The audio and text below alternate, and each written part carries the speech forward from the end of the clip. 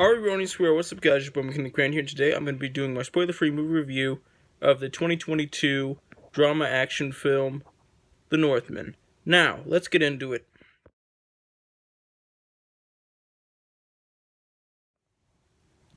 So I actually watched this film exactly a week ago, last Monday, and I was very impressed with what I saw. It was way better than I expected it to be, and that's saying something because I had very high expectations for this film. When I saw that trailer, like 2 to 3 weeks ago, I was just blown away. I was just like, I had seen a few short ads for it with Willem Dafoe saying, "Witness the rise of the Northman," but like I had never actually seen like the full trailer. And you know, after seeing all those ads with Willem Dafoe, those short ads on Instagram and YouTube with Willem Dafoe in them, I was just like, I'm gonna watch the trailer, and the trailer blew me away. I was just like, wow, that looks really good. It looks really compelling, and it was. Anyway, so I watched the movie, and it's a near masterpiece. It's not quite a masterpiece, but it is a near masterpiece. So much of this movie is perfect, but like it's not all perfect. And what I mean is that there are some parts towards the beginning that are like almost perfect, but aren't perfect. But other than that, the rest of the film was perfect. But since those parts towards the beginning aren't quite perfect, but are almost perfect, you know, it's not a perfect film, but it's almost a perfect film. And it's a great movie. The acting is very good. It's great. I had fun watching this movie. I was not bored once. This film can be very brutal with its storytelling at times, which I really love. And I love how they kind of make it where like there's not really things aren't all black and white, if that makes sense. I can't really get into that too much because of spoilers, and this is a spoiler-free review. But, you know, just keep that in mind when you're going into this movie. Anyway, and this movie has very complex characters, and very believable characters. By the way, if you're hearing any noises in the background, I apologize. You know, show must go on. And there's a lot of great chemistry between the main character and Anya Taylor-Joy's character. And she's great in this film, by the way. So anyway, a brief spoiler-free summary of this movie is, and this isn't, I'm not spoiling anything because this is literally in the trailer. This is literally in the trailers for the movie. Anyway, so there's this a Viking prince named Amleth, and then his... Okay, so he's very close with his father, who's the king, and, you know, he's gonna get the kingdom when he grows older. And then his douchebag Uncle Fjellner comes and kills his dad, who's played by Ethan Hawke, by the way, and takes over the kingdom and takes his mom as his wife. And so basically, Prince Amleth escapes and vows to avenge his father, save his mother, and kill his Uncle Fjellner. And then he grows up into a man Viking.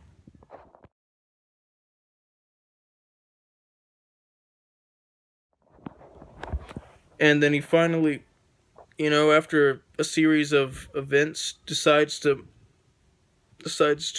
go through with his plan and return to his kingdom and, you know, defeat Fjellner and hopefully save his mother. Whether or not he actually does, I can't tell you because it's a spoiler-free review. Anyway, so moving on from the summary, this film is just great. It's compelling. The action in this film is very beautifully shot and very well choreographed. The cinematography is great, and the costumes are awesome. Like, especially Nicole Kidman's costume. Like, you know what I'm saying? Like, okay, Nicole Kidman plays some witch fortune teller doctor in here, and she is great. And her costume design and makeup are great.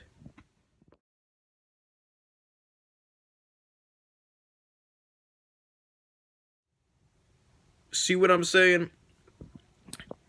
Anyway, I love this film. There are certain parts of this movie that just kind of give the viewer who's been paying attention to the story kind of a middle finger of some sort, but in a good way, if that makes sense. It kind of like at certain times flips everything on top of itself, like on its head, flips the story on its head, but in a good way that makes the story better. And this story is very tragic but very good. And the ending was one of the most satisfying movie endings I've seen in a while. I was very satisfied with the movie ending.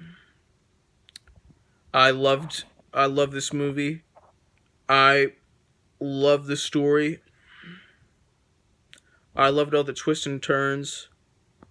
Even though I kind of figured out one of the twists and turns, I didn't figure out how it would be presented. And the twist and turn that I predicted turned out to be, kind of presented in a way that I was not expecting and had some extra details that I was not expecting. That changed everything.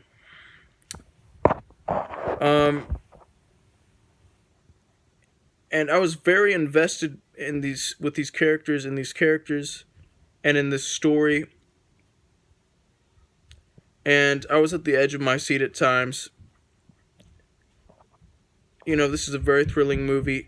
I would definitely recommend it. It's not for everyone, but if you love Robert Eggers, if you like the trailer, you're probably really gonna like this movie.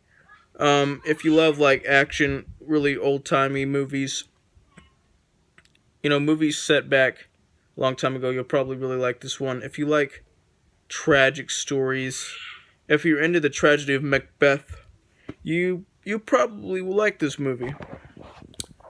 Anyway, I really enjoyed this movie. It was great.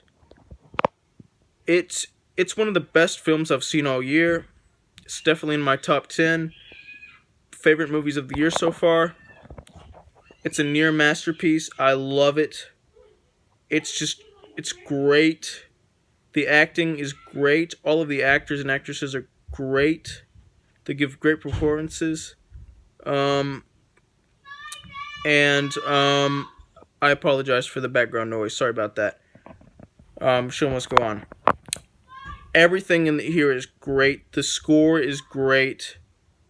Meaning the soundtrack. Just everything in this movie is just great and awesome. And this is a very well made movie. And it's very fun. In a tragic sort of way.